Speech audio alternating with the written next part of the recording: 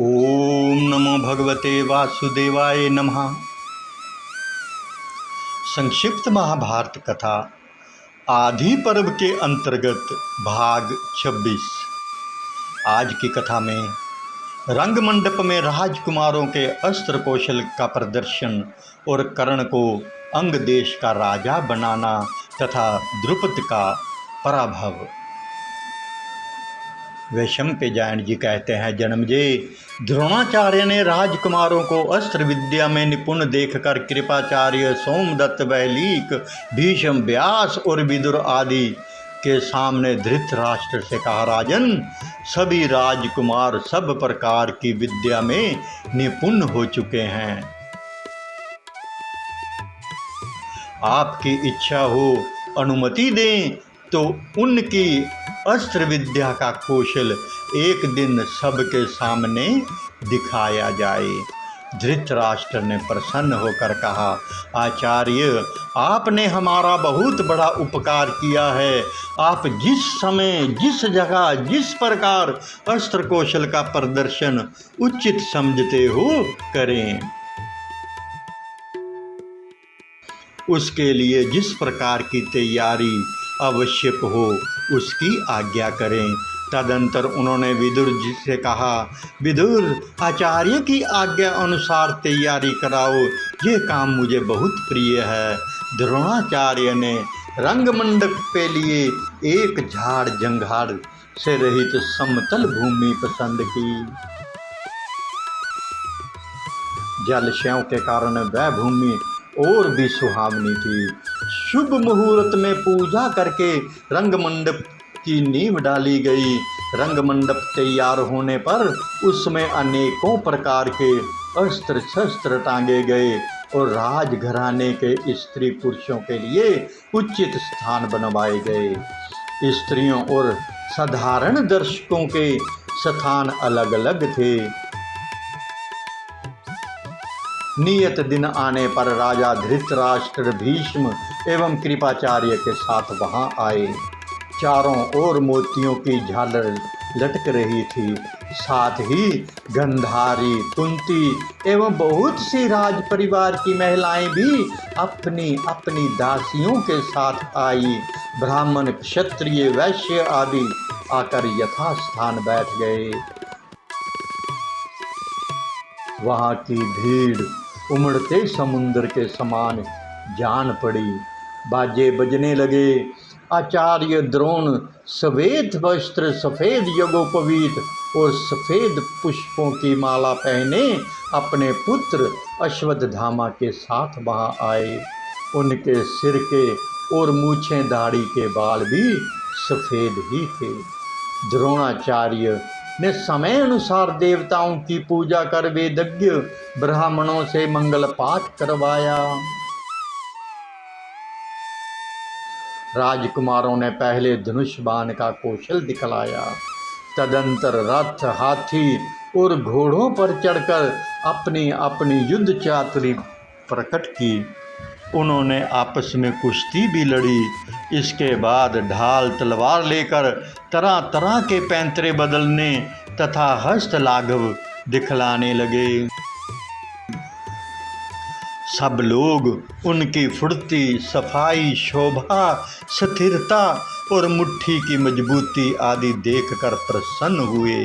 भीमसेन और दुर्योधन दोनों हाथ में गदा लेकर रंगभूमि में उतरे। वे पर्वत शिखर के समान हट्टे कट्टे वीर, लंबी भुजा और कसी कमर के कारण बड़े ही शोभायमान हुए। वे मदमस्त हाथियों के समान चिंगाड़ चिंगाड़ कर पैतरे बदलने और चक्कर काटने लगे। विदुर जी धृतराष्ट्र को और कुंती गंधारी को सब बातें बतलाती जाती थी। उस समय दर्शकों में दो दल हो गए। कुछ लोग भीमसेन की जय बोलते तो कुछ लोग राजा दुर्योधन की। समुद्र के समान उमड़ी हुई भीड़ का कोलाहल सुनकर द्रोणाचार्य ने अश्वत्थामा से कहा, बेटा, इन्हें अब रोक दो। बात बढ़ जाएगी तो दर्शक गड़बड़ कर बैठेंगे। अश्वत्थामा ने उनकी आज्ञा का पालन किया। द्रोणाचार्य ने खड़े होकर बाजे बंद करवाए और गंभीर स्वर से कहा, अब आप लोग अर्जुन का अस्त्र कौशल देखें, यह मुझे सबसे अधिक प्यारे हैं। अर्जुन रंगभूमि में आए। उन्होंने पहले अग्नि अस्त्र से आग पैदा की, फिर वारुण अस्त्र से जल उत्पन्न करके उसे बुझा दिया, वह व्याय अस्त्र से आंधी चला दी, पर्जन्य अस्त्र से बादल पैदा किए, भौमा अस्त्र से पृथ्वी और पर्वत अस्त्र से पर्वत प्रकट कर दिए। अंतर्ध्यान अस्त्र के द्वारा वह स्वयं छिप गए। वे क्षण भर में बहुत लंबे हो जाते और पल भर में बहुत छोटे। लोगों ने चकित होकर देखा कि वे दम भर में रथ के धुरे पर, तो उसी क्षण रथ के बीच में और पलक मारते पृथ्वी पर अस्त्र कौशल दिखा रहे हैं। उन्होंने बड़ी फुर्ती, सफाई और खूबसूरती के साथ सुकुमार, सूक्ष्म और भारी निशाने उड़ाकर अपनी निपुणता दिखाई। उन्होंने लोहे से बने सूअर को इतनी फुर्ती से 5 बाण मारे कि लोग एक ही बाण देख पाए। चंचल निशाने को भी भेदा। इसके बाद खड्ग युद्ध, गदा युद्ध तथा धनुर्युद्ध के अनेक पैतरे तथा हाथ दिखलाए। इसी समय कर्ण ने रंगभूमि के भीतर प्रवेश किया। जान पड़ा मानो कोई जीता जागता पहाड़ टहलता हुआ आ रहा है। कर्ण ने अर्जुन को संबोधित करके कहा, अर्जुन, घमंड न करना, मैं तुम्हारे दिखाए हुए काम और भी विशेषता के साथ दिखाऊंगा। उस समय दर्शकों में तहलका मच गया और वह इस प्रकार खड़े हो गए मानो मशीन से उन्हें एक साथ खड़ा कर दिया गया हो। कर्ण की बात सुनकर अर्जुन एक बार तो लज्जित से हो गए, पर फिर उन्हें क्रोध आ गया। कर्ण ने द्रोणाचार्य की आज्ञा से वे सभी कौशल दिखलाए जो अर्जुन ने दिखलाया था। इससे दुर्योधन को बड़ी प्रसन्नता हुई। उसने कर्ण को गले लगाकर कहा, मेरे सौभाग्य से ही आपका आगमन हुआ। हम और हमारा राज्य आप ही का है, इच्छा अनुसार इसका उपयोग कीजिए। कर्ण ने कहा, मैं तो स्वयं आपके साथ मित्रता करने को उत्सुक हूँ। इसी समय में अर्जुन से द्वंद्व युद्ध करना चाहता हूँ। दुर्योधन ने कहा, आप हमारे साथ रहकर सब प्रकार के भोग भोगिए, मित्रों का प्रिय कीजिए और शत्रुओं के सिर पर पैर रखिए। अर्जुन को ऐसा जान पड़ा मानो कर्ण भरी सभा में मेरा तिरस्कार कर रहा है। उन्होंने कर्ण को पुकार कर कहा, कर्ण, बिना बुलाए आने वालों और बिना बुलाए बोलने वालों को जो गति मिलती है वही तुम्हें मेरे हाथ से मरने पर मिलेगी।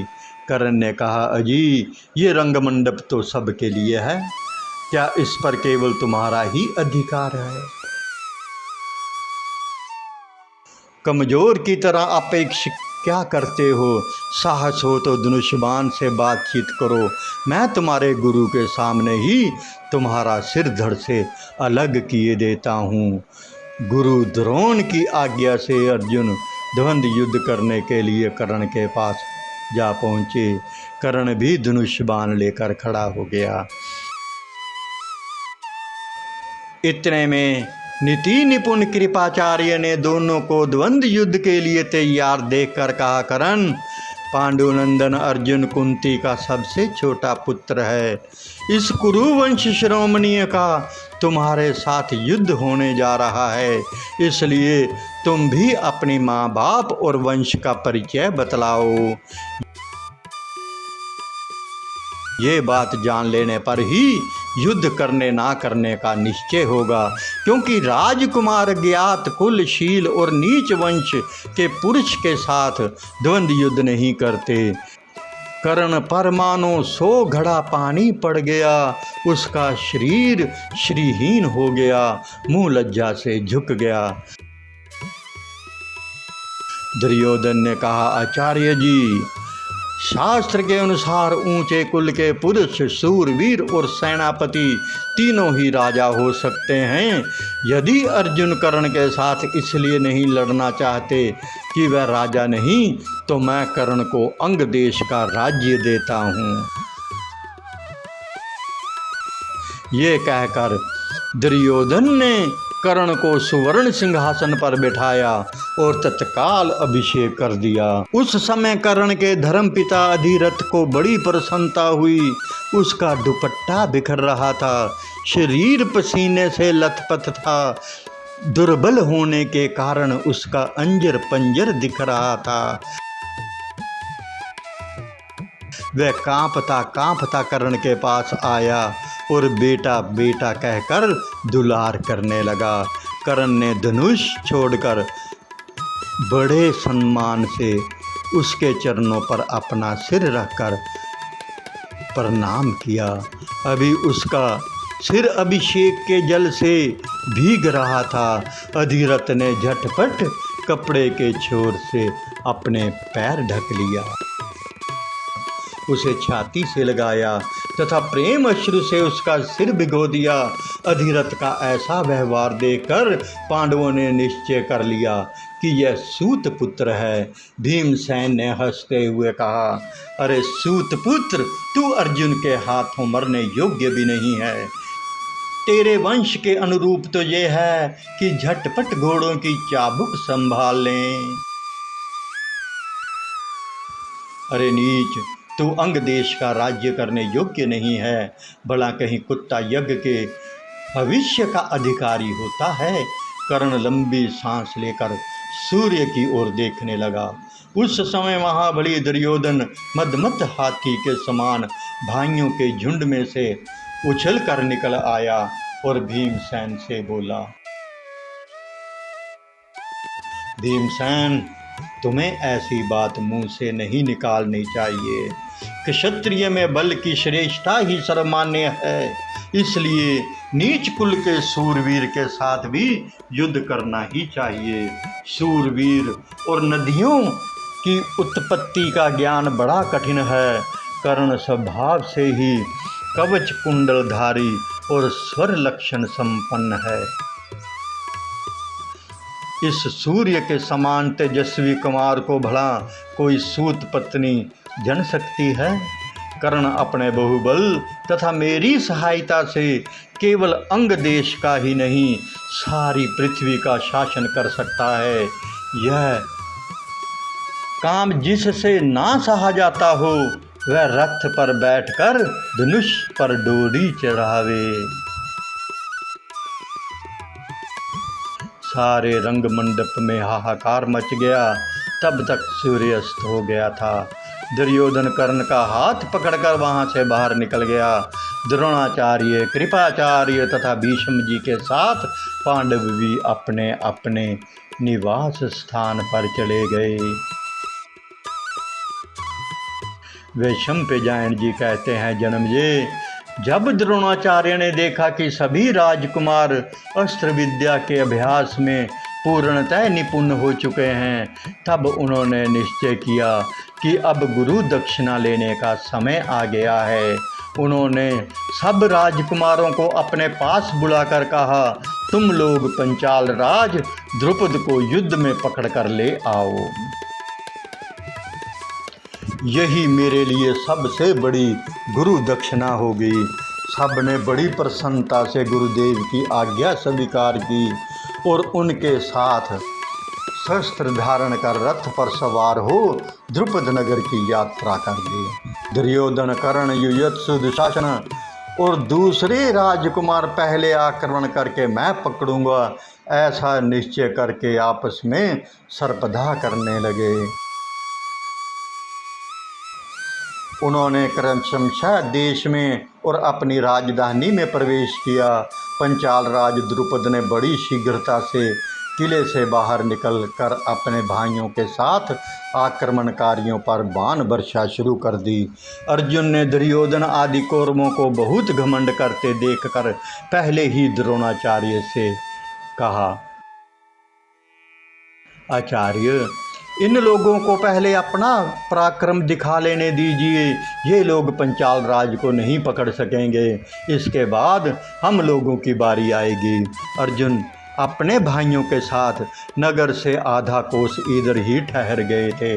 उधर द्रुपद ने अपनी बाणों की बौछार से कौरवों की सेना को चिकित कर दिया। वह इतनी फुर्ती और सफाई से बाण चला रहे थे कि कौरव भयवश उन्हें अनेक रूपों में दिखने लगे। जिस समय द्रुपद घमासान बाण वर्षा कर रहे थे, उस समय शंख, भेरी, मृदंग और सिंहनाद से सारी राजधानी गूंज उठी। धनुष की टनकार आकाश को स्पर्श करने लगी। इधर दुर्योधन, विकर्ण, सुबहु और दुशासन आदि भी बाण चलाने में कोई कोर कसर नहीं रखते थे। द्रुपद अलात चक्र यानी बनेठी की तरह घूम घूम कर अकेले ही सबका सामना कर रहे थे। उस समय पंचाल राज की राजधानी के सभी साधारण और असाधारण नागरिक, जिनमें बच्चे, बूढ़े और स्त्रियां भी थी, लाठी, मुसल आदि लेकर निकल पड़े और बरसते हुए बादलों के समान कौरवों पर टूट पड़े। कौरवों की सेना पर ऐसी मार पड़ी कि वह उस भयंकर मार के सामने एक क्षण भी नहीं ठहर सके। रोते चिल्लाते पांडवों के पास भाग आए। कौरवों का करुण क्रुदन सुनकर पांडवों ने द्रोणाचार्य के चरणों में प्रणाम किया और रथ पर सवार हुए। अर्जुन ने युधिष्ठिर को रोक दिया। नकुल और सहदेव को अपने रथ के चक्कों का रक्षक बनाया। भीमसेन हाथ में भीषम गदा लेकर सेना के आगे आगे स्वयं चलने लगे। अभी द्रुपद आदि वीर कौरवों को हराकर हर्षनाद कर ही रहे थे कि अर्जुन का रथ दिशाओं को गुंजायमान करता हुआ वहां आ पहुंचा। भीमसेन दंडपणि काल के समान हाथ में गदा लेकर द्रुपद की सेना के भीतर घुस गए और गदा मार मार कर हाथियों के सिर तोड़ने लगे। उन्होंने हाथी, घोड़े, रथ और पैदल समस्त सेना को तहस नहस कर दिया। अर्जुन ने उस महान और विलक्षण युद्ध में बाणों की ऐसी झड़ी लगाई कि पंचाल राज की सारी सेना ढक गई। पहले सत्यजीत ने अर्जुन पर बड़ा भीषण आक्रमण किया, परंतु अर्जुन ने थोड़ी ही देर में उसे युद्ध से विमुख कर दिया।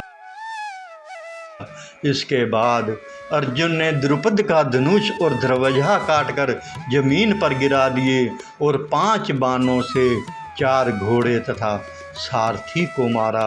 अभी द्रुपद राज दूसरा धनुष उठाना ही चाहते थे कि अर्जुन हाथ में खड्ग लेकर अपने रथ से कूद पड़े और द्रुपद के रथ पर जाकर उन्हें पकड़ लिया।